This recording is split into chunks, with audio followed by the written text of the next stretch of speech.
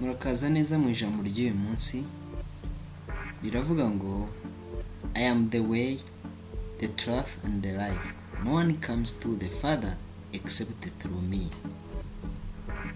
Wakubaza ute se iri jambo ryavuzwe nande, ritumenyesha iki kandi ryadufasha iki n'ibindi n'ibindi. Murakaza neza, muri kumwe nanjye niyo yonyine. Haleluya. Mbere yuko dukomeza, please subscribe, like and share the video. Ikinyarwanda cy'iri jambo riravuga ngo ni njye nzira n'ukuri n'ubugingo, ntawe ujya kwa data ntamujyanye.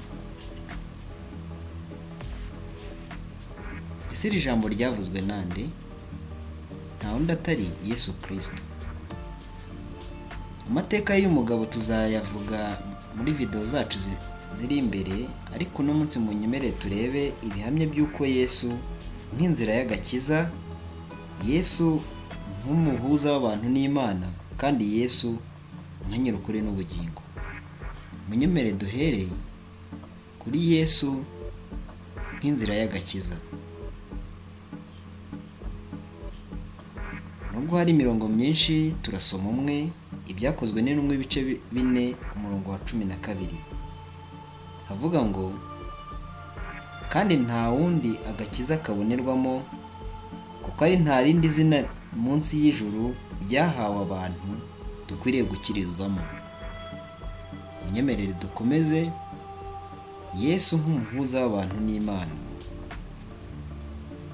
Nubwo kandi hari indi mirongo myinshi, ariko turasoma umwe nanone, Timoteyo wa mbere ibice 2 umurongo wa 5 kugeza ku wa 6.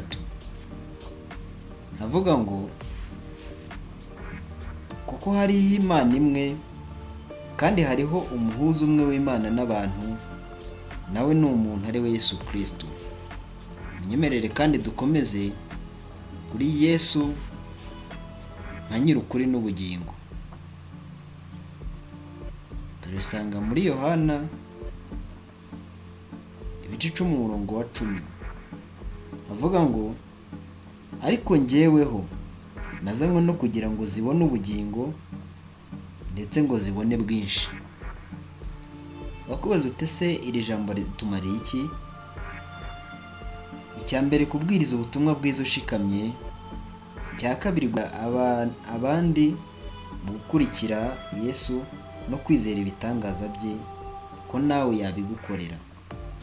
Munyemerere dusoze ku ijambo rimwe rivuga ngo dore mpagaze ku rugi ndakomanga, umuntu niyumva ijwi ryange agakingura urugi, nzinjira iwe dusangire.